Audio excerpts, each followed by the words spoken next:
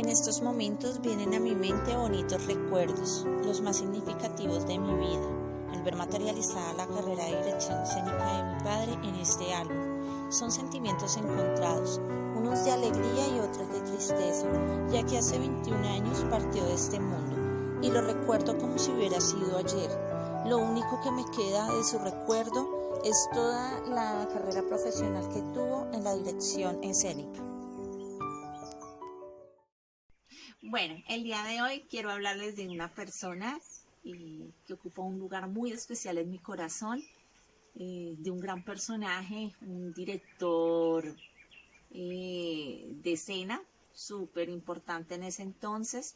Hay de pronto personas los artistas que han trabajado con teatro lo conocen, sus colegas, actores, sus alumnos de escuela. De pronto algunos que han visto sus obras lo han investigado y como de pronto habrán otros que ni siquiera saben quién pueda llegar a ser él. Hoy les quiero hablar de la historia de vida y obra de mi padre, Jerzy Grotowski, el cual yo recuerdo con mucho orgullo. Inicialmente pues él nació el 11 de agosto de 1933 en un pueblo de Polonia. Recuerdo tanto que mis abuelos, cada uno tenía su profesión. Mi abuelo, él era escultor y pintor, y mi abuela, ella era maestra de escuela. Recuerdo tanto que dentro de sus anécdotas, él me contaba que había sufrido una enfermedad muy grave, una enfermedad muy delicada, que lo mantuvo hospitalizado en el transcurso de un año.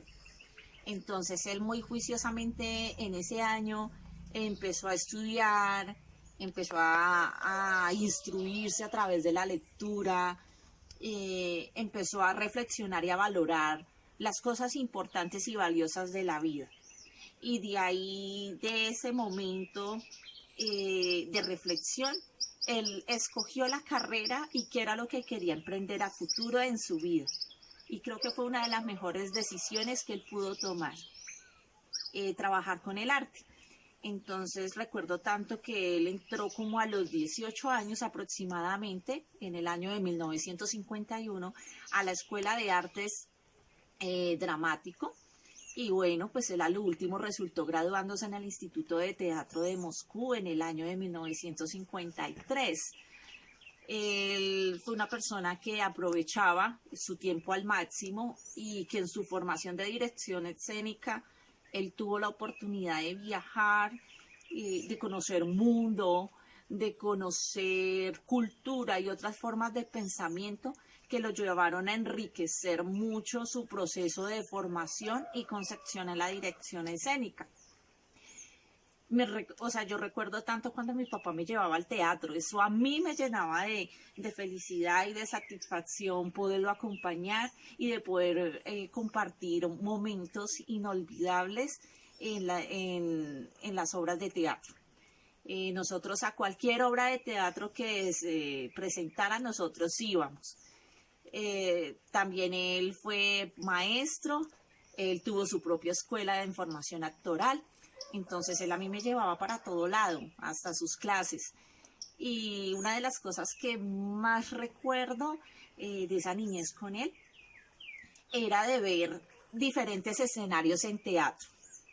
Habían escenarios coloridos, nutridos, vestuario llamativo, con bastante accesorios, el maquillaje muy curioso, muy colorido, y unos escenarios grandes, llenos de vida. Pero resulta que mi papá tenía otra concepción muy diferente del teatro.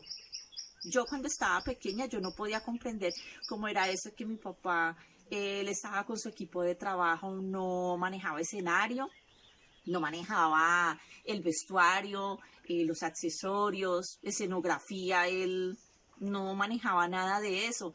Y yo no podía entender cuando eso, porque él no lo hacía, si en las demás obras yo lo veía. Entonces resulta que él, a medida que yo fui creciendo, pude llegar a comprender la teoría del teatro que tenía mi papá. Por ejemplo, él me contaba tanto que él había catalogado el teatro en dos disciplinas, el teatro rico y el teatro pobre. Yo decía, pero ¿cómo así? Dentro de esa concepción de teatro que podía haber un teatro rico y un teatro pobre, o sea, pues sabe que era lo que yo entendía, que de pronto el teatro rico era que todas las personas tenían dinero y que de pronto, como ellos sí contaban con ese recurso, entonces compraban que el maquillaje, que los vestuarios, que los accesorios, que los estilistas que de pronto organizaran a los actores, los maquillaran, los peinaran, y que toda esa escenografía que yo veía en esas obras de teatro era porque tenían recursos para comprarlos. Y yo creía que los del teatro pobre, pues eran unos pobres zánganos que no tenían, pero ni dinero ni nada para poder comprar todos esos accesorios. Por eso, o sea, esa era la concepción que yo tenía de teatro pobre. Pero a medida que fui madurando, fui creciendo, tuve una capacidad de análisis, pude comprender que la teoría de mi papá era una teoría maravillosa. Yo pensé, yo decía, pero ¿cuál es la esencia que tiene este teatro pobre? Resulta que mi papá, él se preocupaba mucho por instruir a sus actores, por brindarles una formación íntegra.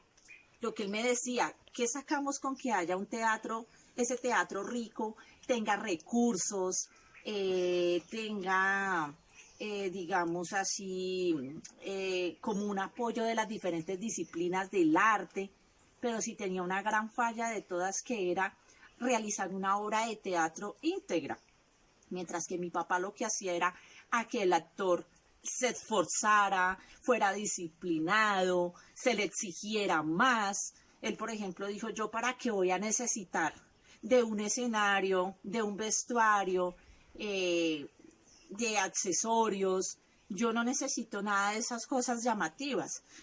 Para él era muy importante y fundamental el papel del actor en el escenario, de que ese actor tuviera una conexión con el público y que el público tuviera una conexión con él dentro de las obras teatrales. Eso era lo más importante para él.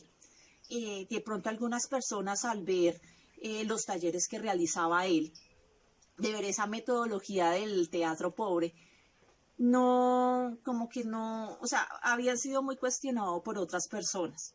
Habían unos que aplaudían su técnica, habían otros que no estaban como muy de acuerdo, pero la verdad, pues eso a mi papá, a él no le interesaba lo que pensaran las demás personas. Lo más importante es que ese teatro pobre tuvo un considerable impacto que pues ha tenido sobre el teatro contemporáneo.